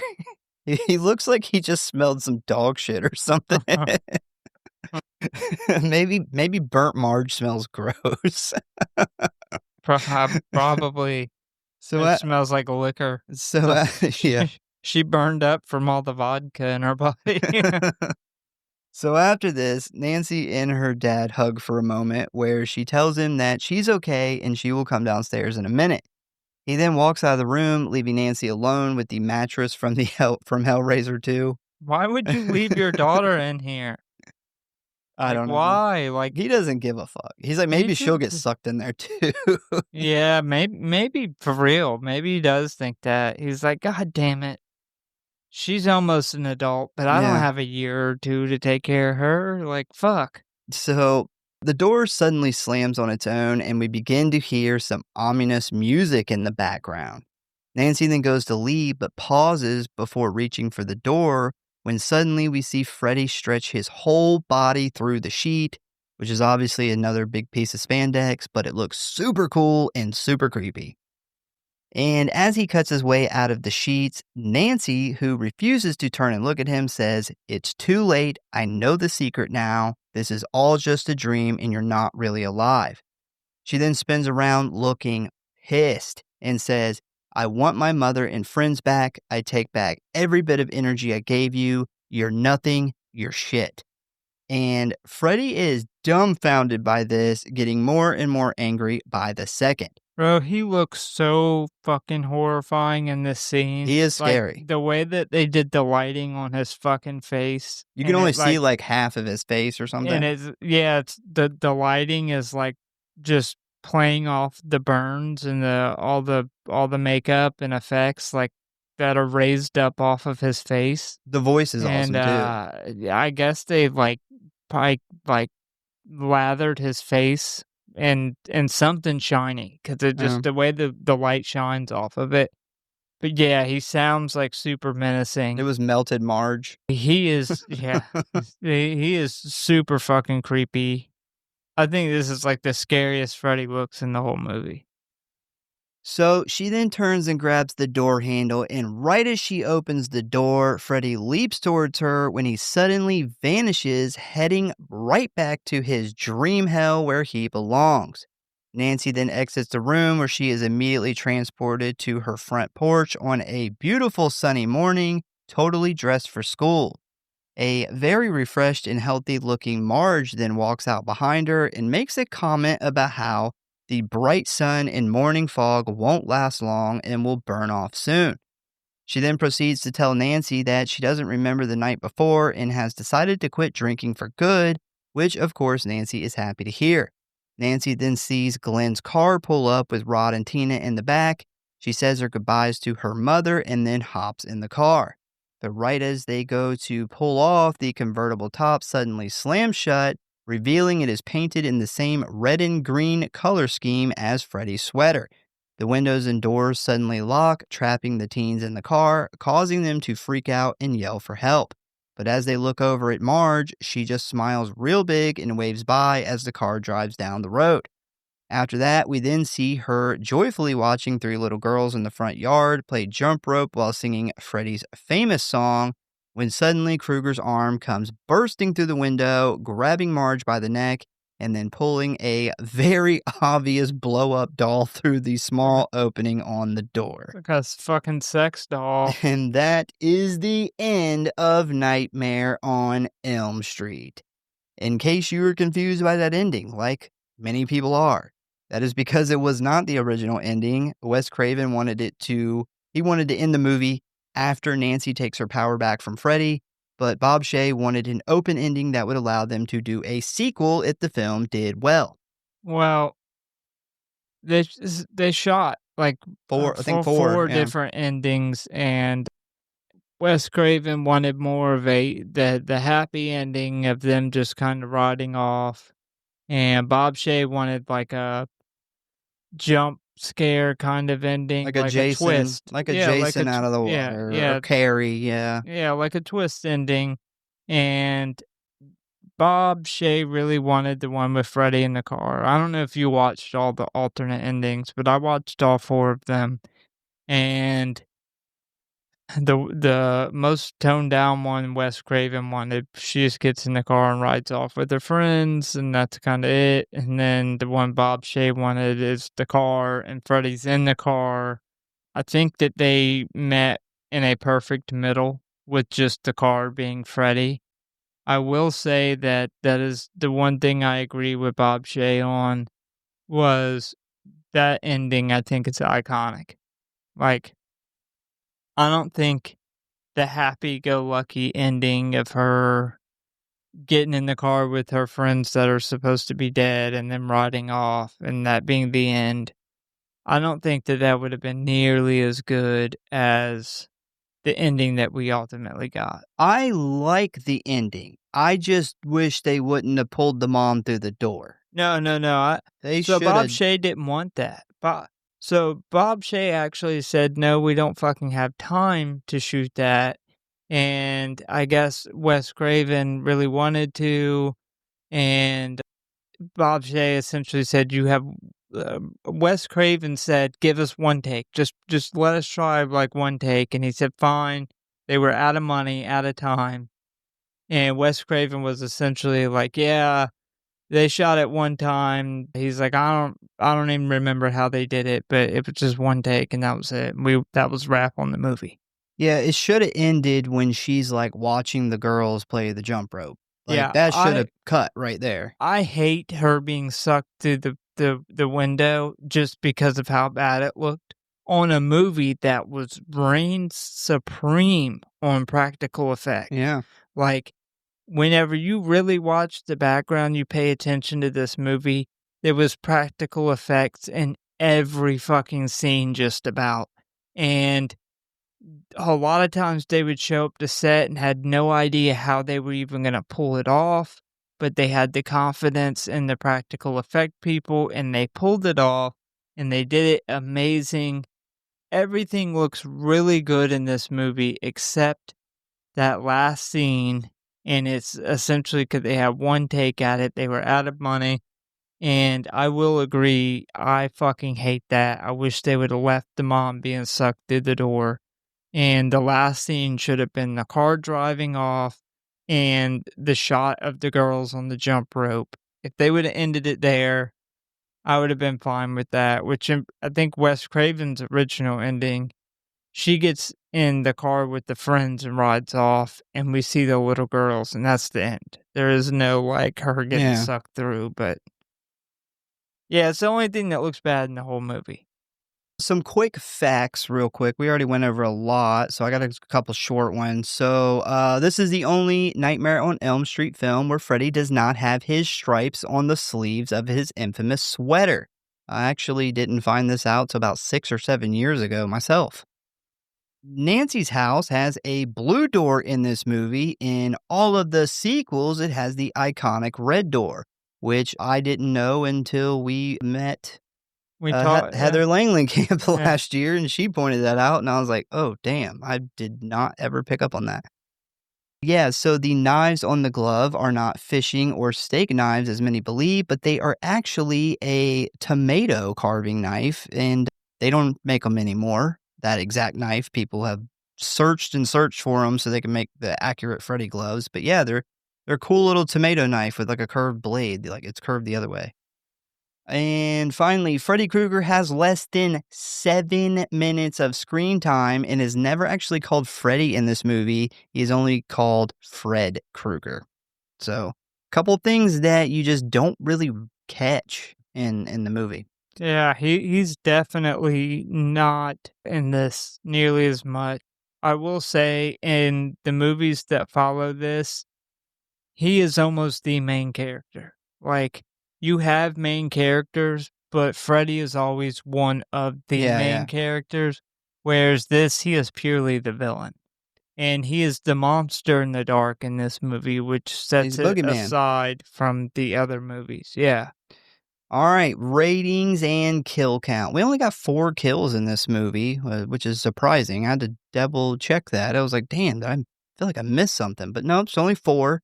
You have Tina Gray, who was slashed and dragged around the room. Rod Lane was strangled by a bedsheet. He got Epsteined. Glenn was turned into a blood fountain. And Marge Thompson was burned to death. Or eaten by a bed, or rotted really quickly, died from alcohol poisoning. I don't know. All right. Too much Everclear. Favorite kill, you're up first. So I have to say, we already know what the top 2 kills are. Dude. So Alice and Alice. I said, not Alice. I'm sorry.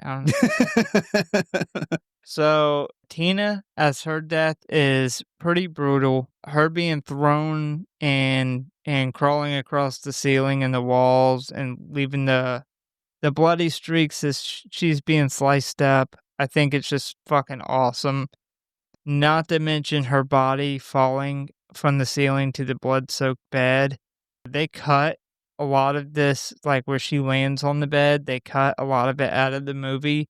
But when you see the actual film of it, I guess the MPAA made them cut that down a lot. But it just looks fucking awesome, her hitting the bed and then fucking hitting the ground. I just thought it was a longer kill. We actually got to see her being killed. So you're saying your favorite kill is Tina? Tina. Okay. Yeah, Tina, because we actually get to see her being killed, whereas Glenn, we didn't. And Tina's, like, all her after-death scenes in the body bag are just fucking phenomenal. Second is obviously Glenn. The whole Shining ode, the blood pouring out from the bed to the ceiling. It's incredible, extremely gory, but both deaths involved in the rotating room are both iconic kills in the franchise. Yeah, I also went with Tina. As awesome as Glenn's kill is, we don't see Glenn except for when he gets pulled in the bed. Tina, man, you get to see her actual death and her struggle. And there's just something about her just being drug up the wall and on the ceiling and leaving like this trail of blood behind her that just creeps me out, man. Like that's just that just thinking like that would be wild to be brutally murdered while floating in the air and sliding around on the walls and you can't even see what's doing it.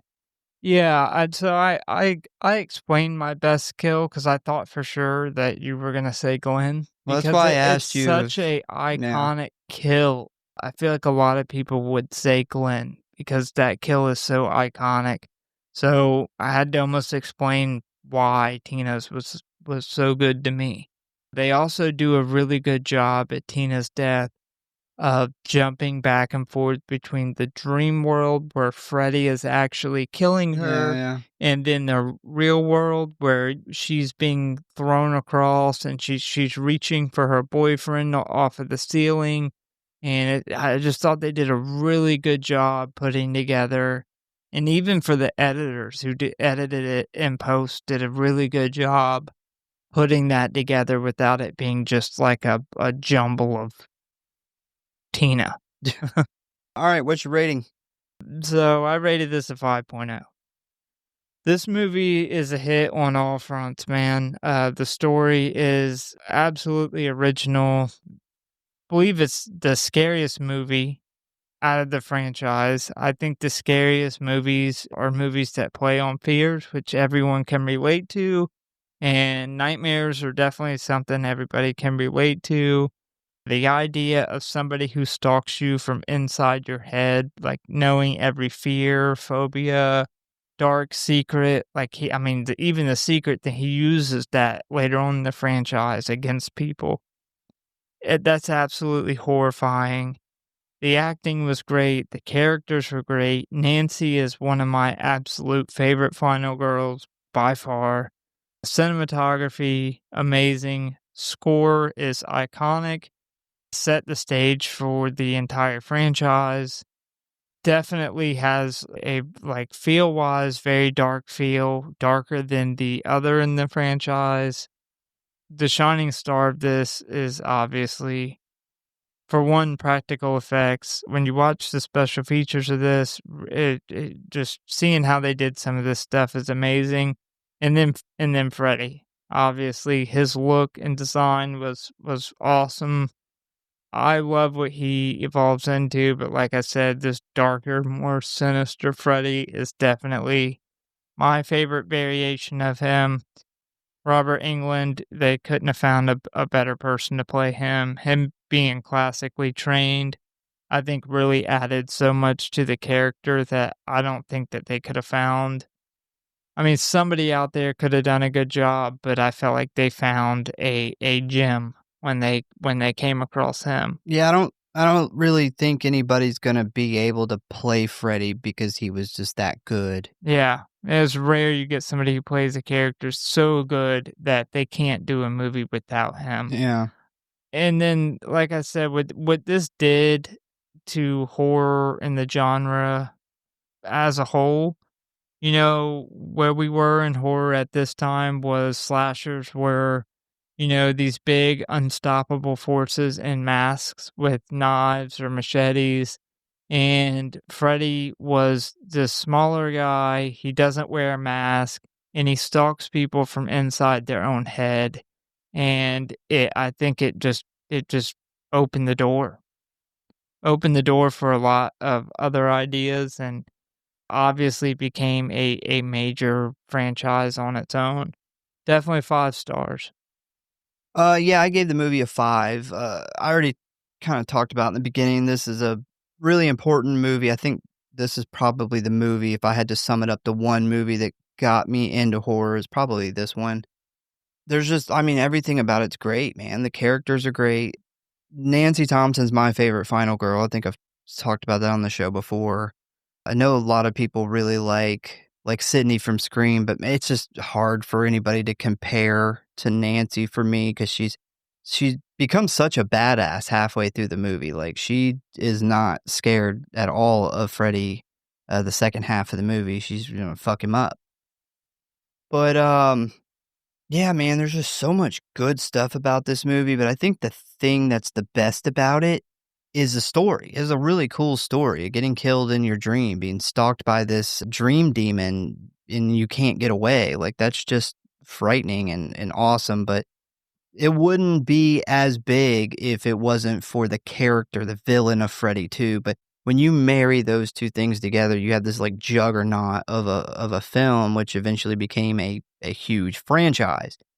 But yeah, this is a 5, man. I can't think of a single thing I would change except for that stupid blow up doll at the very end. But it's such a small part that can't really affect the rating for the movie. But yeah, 5 for me, man. I love this fucking movie. Yeah. Yeah. I don't think there's any disagreement there No, as far as a 5. it's There was never a point in this movie where I thought I might not give it a 5. Like, this is one going into it that I knew I was probably going to give a 5. I mean, I've already pretty oh, I knew I yeah. deep analyzed this movie. Yeah, I knew I was giving it a 5 before we Yeah. even soon as you called it out that we were doing it, I didn't even have to think about my rating. Well, and I like to rate my movies too on their impact on the genre as a whole, and this movie had a pretty big impact, man. Like I said, where slashers were when this came out, this added a whole different psychological level from a villain that we hadn't had prior. Started Freddy Mania, man. That was Yeah. huge, huge. Yeah, this is also if you've listened to us for a long time, you know this is my part 1 of my Hypnosil trilogy. It's where it all began. So, once again, we thank you guys for listening. Please give us a follow or like if you enjoy the show. Check out the websites, check out the socials, check out the store, get you a t-shirt. Tell a friend, a family member, or that angry mob of parents hell bent on revenge about the show. And we hope to see you next time.